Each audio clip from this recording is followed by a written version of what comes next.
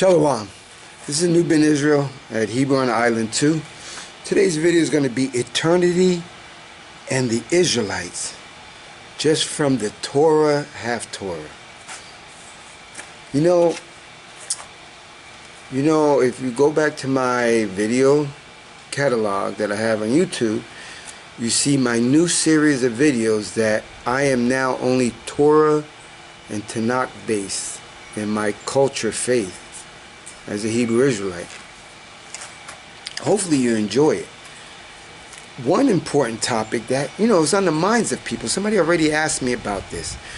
Well, what about eternity? Because like in the New Testament, which is a false book made by the Roman aristocrats in Rome. Go to my old videos, you'll see why. You see how. The question of eternity. Eternity is more prevalent in the New Testament, but we're not dealing with that false book. So I'm going to take you into the Torah and the half Torah. Not many verses. And the thing is, you don't need many verses, because you prove all things out of the law. It's an important matter to know, like it's on my mind. I don't know if it's on your mind, but I know it's on some of you guys, you Israelites' minds. We're keeping the law, we're doing a lot of things, and remember, it should not be a burden. It should be an act of love to do these things that the Most High has commanded us to do. So, if it's an act of love, we're putting forth this effort, and we pray that it's a righteous effort. Will we get the goal of eternity, or eternity, does it end in the New Testament? And we know the New Testament is false. So I'm gonna present you some biblical scriptures from the only part of the Bible that you should be reading from, which is the Torah, or you could say the Tanakh, which consists of the first 5 books, the prophets, and the writings. If you see me moving around a little bit, it's because, I'm in a place, as you can see, a tropical place, a lot of mosquitoes, and they never quit. They're just like, Caucasians in America and Europe. They continue to molest, bother, attack, etc. That's how I look at the mosquitoes. I call them little white people that don't stop. So anyway, eternity.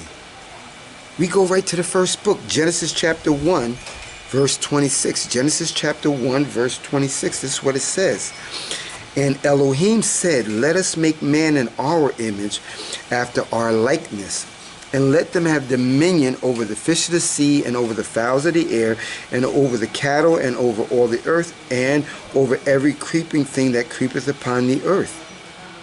Now you're going to say, well, that doesn't speak directly to it. And guess what?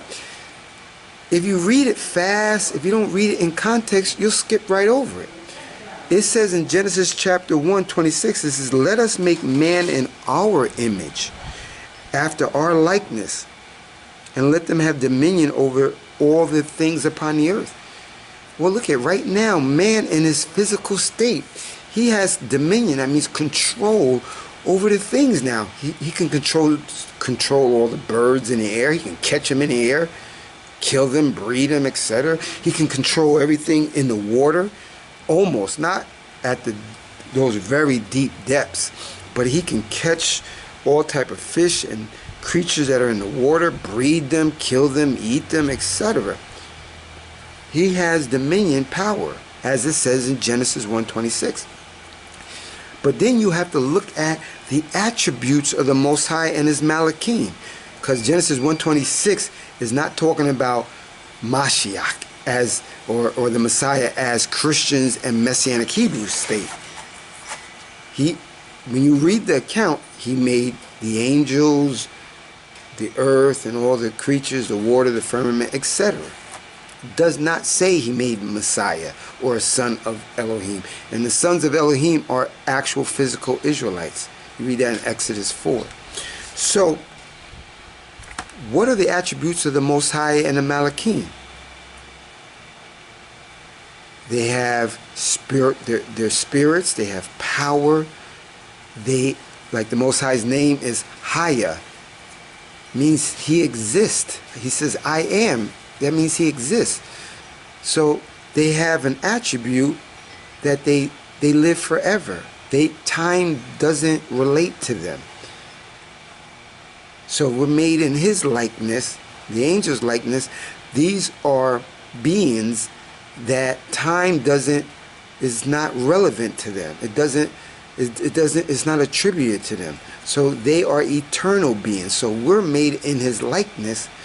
And remember, at the story of Adam and Eve, if they would have not eaten of that tree of knowledge, and I'm not going to get into it whether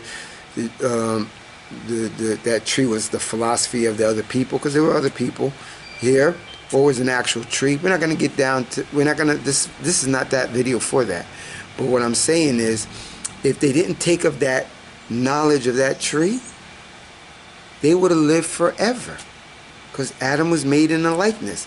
That's why the Most High set cherubim with a flaming sword going in all directions, so they could not get to that. So, because then they know good and evil, and then they would live forever. So it tells you right that in the law. So that should be a comforting thing for the Hebrew Israelite, knowing that eternity is for us, and we're not even reading the New Testament. We live forever. Our spirits live on, go back to the dust.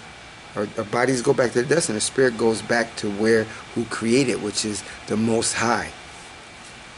Higher. Okay, now let's go to Ecclesiastes chapter 12, verse 7. I'm going to bring it to a close. There's enough said. You prove everything out of the law, out of the first book. I proved it right there in Genesis 1:26. We're made in his likeness. Okay, come with me in a half Torah, in the Tanakh. Ecclesiastes chapter 12, verse 7. Ecclesiastes chapter 12, verse 7. That's what it says. Then shall the dust return to the earth as it was, and the spirit shall return unto Elohim who gave it. We are the spirits of a part of Elohim, and we're only wrapped in flesh.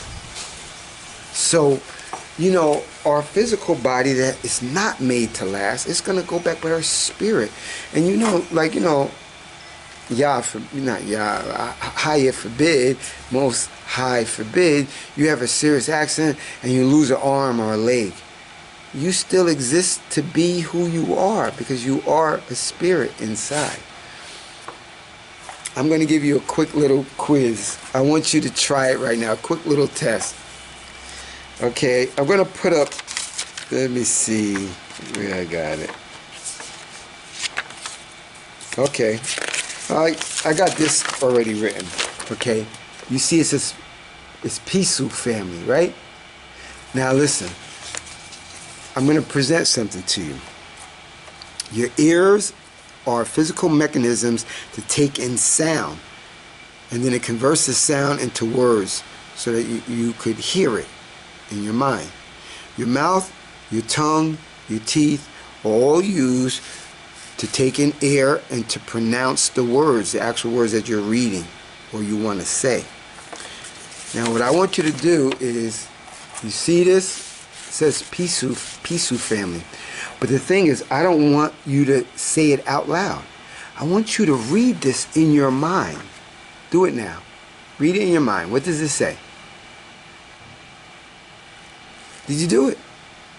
Well, if you do it correctly, and you just read it in your mind, you don't read it by using your mouth, moving your lips and your tongue and nothing, trying to pronounce it, just say it in your mind.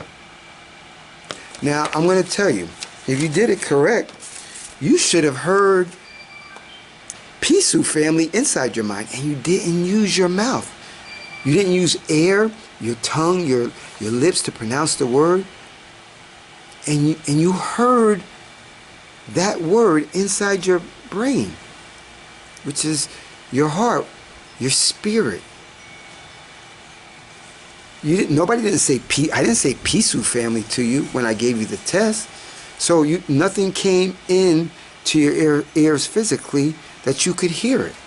But when you said it in your mind's eye, you actually can hear it. I'm gonna say it right now. See, I heard it. That's your spirit. That's like the fifth dimension. Most High is like in the fifth dimension, spirit. So hopefully this was edifying for you.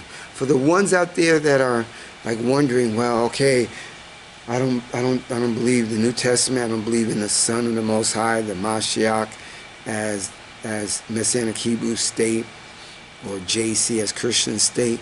You know, I wonder if there's eternity for us, because it's really not spoken. Like when you read, you ask the Most High to give you discernment, so you break the scriptures up.